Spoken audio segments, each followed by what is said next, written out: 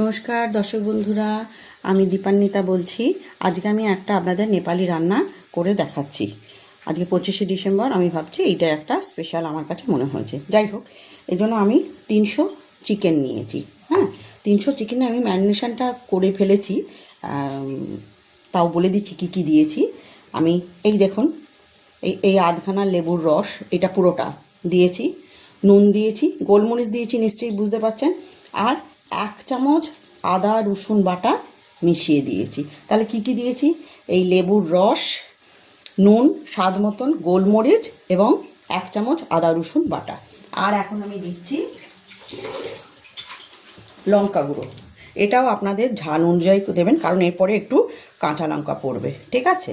এই রান্নাটা খুব তাড়াতাড়ি হয়ে যায় এবং আমি কোনো দিন ট্রাই করিনি, যেটা আমি সত্যি কথাই বলবো, কিন্তু আমি আজ ট্রাই করে দেখছি। অনেকেই বলছে এটা নাকি খুবই সুন্দর, কম সময়ের মধ্যে খুব ভালো রান্না হয়। এবার আমি এটাকে অন্তত 15 থেকে 20 মিনিট ম্যারিনেশন করে রেখে দিচ্ছি। এরপরে বাকি প্রসেসগুলো আমি আবার যেমন যেমন করব দেখাবো। আচ্ছা, এইবারে দেখুন আমি এই রকম পরিমাণ টক দই নিয়েছি, হবে 2-3 চামচ হবে। আচ্ছা, আর আমি একটু এর সঙ্গে বিট নুন অ্যাড করছি। ঠিক আছে, এমনি নুন দিলাম না, বিট নুন। মনে রাখতে হবে যে আমার কিন্তু ম্যারিনেশনের সময় নুন দেওয়া আছে, সেই বুঝে আমি বিট নুনটা দিলাম। আর দিতে হবে চিনি, এই 1 চামচ চিনি। ঠিক আছে, এই রান্নাটা একটু এইরকমই হবে। এরপরে আমি এটাকে ভালো করে ফেটিয়ে রাখবো, খুব সুন্দর করে এটাকে ফেটিয়ে রাখতে হবে একদম।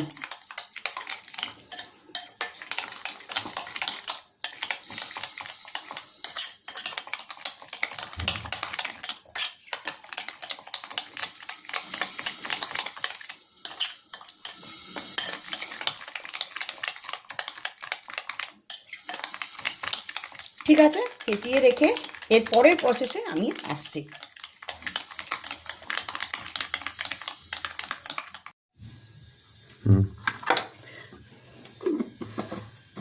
আচ্ছা, এবারে আমি বলে রাখি আগে, যেটা সব বারবার বলি অথচ আপনারা কেউই কেয়ার করেন না। প্লিজ প্লিজ প্লিজ আপনারা আমার এই চ্যানেলটা আপনারা সাবস্ক্রাইব করবেন এবং বেল আইকনটা টিপে দেবেন, যাতে সবাই পায়। যথেচ্ছভাবে শেয়ার করবেন, সবাই যাতে আমার রান্নাটা দেখতে পায়। তাতে আমিও উপকৃত হব এবং আরও 5 জনেও হবে উপকৃত। মানে বিভিন্ন রকমের রান্না, অনেকে অনেক রকম প্রসেসে কায়দা করে দেখায়, তো তার মধ্যে আমার একটা অন্য রকম প্রসেস থাকলেও থাকতে পারে, সেটা জেনে অনেকের ভালোও লাগতে পারে। যাই হোক, তা প্লিজ আপনারা কিন্তু কেউ সাবস্ক্রাইব করছেন না, আমি খুব ভালোই বুঝতে পারছি, কারণ আমার সাবস্ক্রাইব বাড়ছে না। কেন, আমার কি রান্না জায়গা বা করার টেকনিকটাকে আপনাদের পছন্দ হচ্ছে না, আমি ঠিক বুঝতে পারছি না। যাই হোক, এইবারে আমি রান্নার প্রসেসিংয়ে আসছি।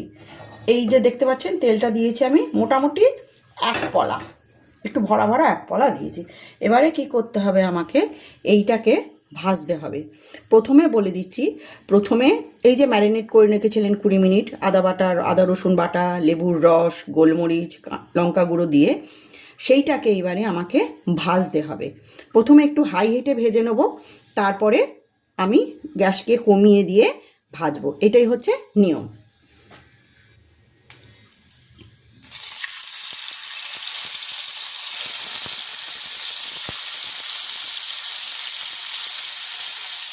রান্নাটা করে দেখবেন, আমি সকলের মুখে শুনছি যথেষ্ট ভালো লাগবে।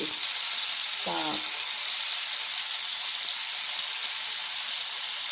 এটা রেখে দিলাম, এই রসটা। এটা আমি পরে চিকেনটা আরও একটু যদি সেদ্ধ করার প্রয়োজন হয় তাতে আমি দেবো, এটাকে ফেলে দেবেন না আপনারা। একটু হাই গ্যাসে এটাকে ভেজে নেবো আমি। তারপর গ্যাসটা যখন কমিয়ে দেবো তখন চাপা দিয়ে রাখবো, যাতে মাংসটা সেদ্ধ হয়ে যায়।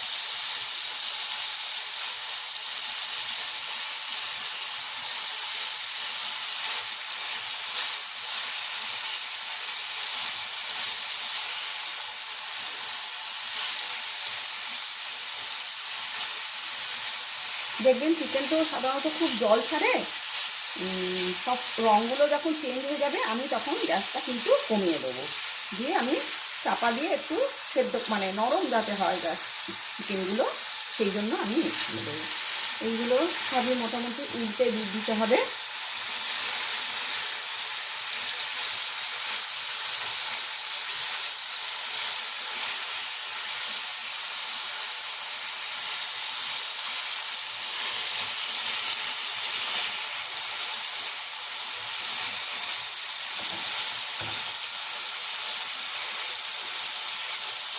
দেখেছেন?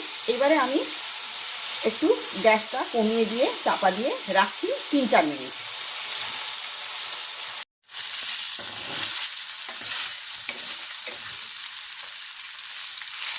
এইবারে দেখছেন আমার চিকেনটা কিন্তু সেদ্ধ হয়ে গেছে। হ্যাঁ, আমি কি করছি, আমি একটা কথা বলে দিই, যাতে এই চিকেনের ভেতর রসগুলো ঢোকে সেই জন্য আমি না কাঁটা চামচ দিয়ে অল্প অল্প করে নরম হয়ে যাওয়ার পর গেঁথে গেঁথে দিয়েছি, যাতে যেগুলো পড়বে এটা রান্নাটা সেরমভাবে রান্না হবে না, তো তাই জন্য আমি এরমভাবে করছি। আর এবার এটা মিশিয়ে ঝোলটা শুকিয়ে নিচ্ছি। যেটা দেখছেন রস রস মতন বেরোচ্ছে, পুরো এটা মোটামুটি ড্রাই করে নিতে হবে।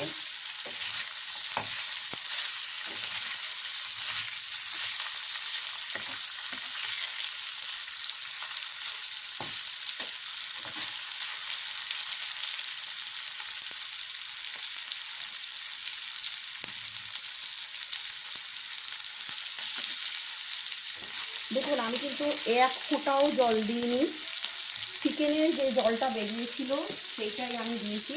এবার আমি এইটাও দিয়ে দিলাম, কারণ যাতে রসটা যেটা নুন লেবুর রস ইত্যাদি ছিল যাতে সেটা যায় এবং ভালো মতন সেদ্ধ হয়। ঠিক আছে, এটা আমি এবার এটা আপনারা ইচ্ছা করলে একটু রস রাখতেও পারেন, আবার একদম পুরো ড্রাইও করে নিতে পারেন, মানে পুরো ভেজে নিতে পারেন এটাকে। আমার যে রস ছিল সেটাও আমি দিয়ে দিলাম।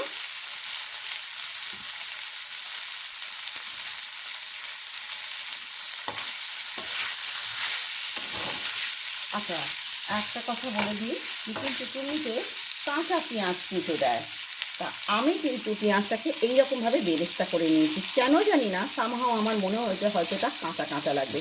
আপনারা ইচ্ছা করলে কিন্তু এই ভাজা পেঁয়াজের পরিবর্তে কাঁচা পেঁয়াজও দিতে পারেন। আমি অ্যাডিশনালভাবে আগেই এই কথাটা বলে রাখলাম। আচ্ছা, এটা মোটামুটি ভাজা হয়ে গেছে দেখতে, আমি এটা এক পাশে সরিয়ে রাখছি। এইবারে এই আপনারা যদি আপনার কাছে এইরকম তেল গরম গরম বা ছক দেবার জিনিস না থাকে তাহলে হাতাও নিতে পারেন।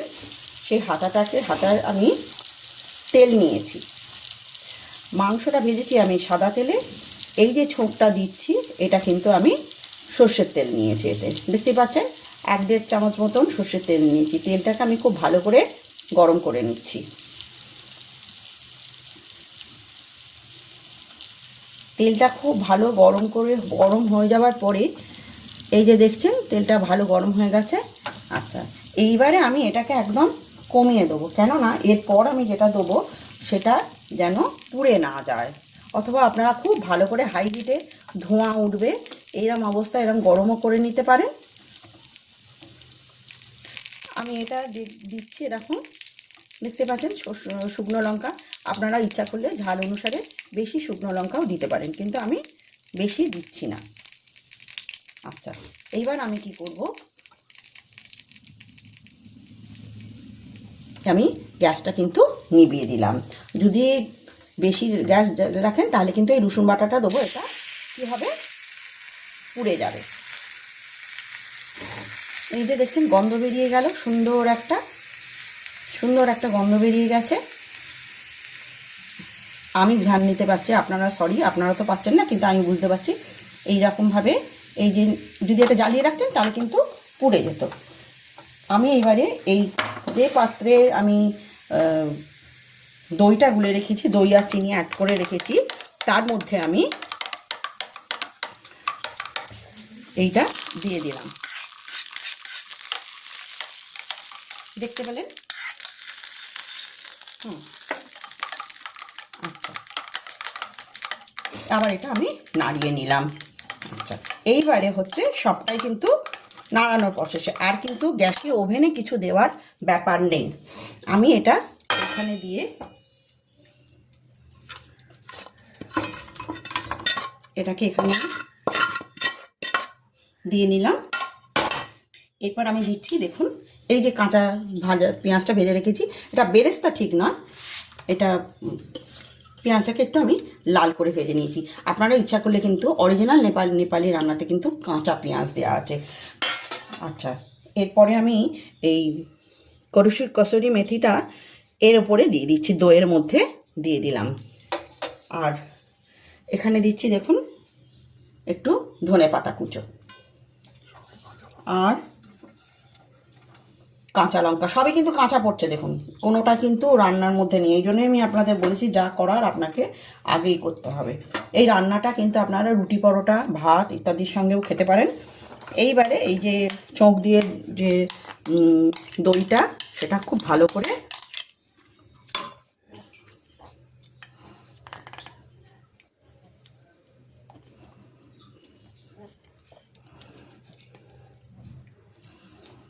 আচ্ছা, একটা জিনিস আমার করা উচিত ছিল, সেটা হচ্ছে নুনটা চেকে নেওয়া দেখা উচিত ছিল, কেননা এবারে এটাকে ভালো করে মেখে রাখা। জাস্ট এটা বলতে পারেন একরকম ধরনের মাখা রান্না, আমার তো তাই মনে হয়েছে।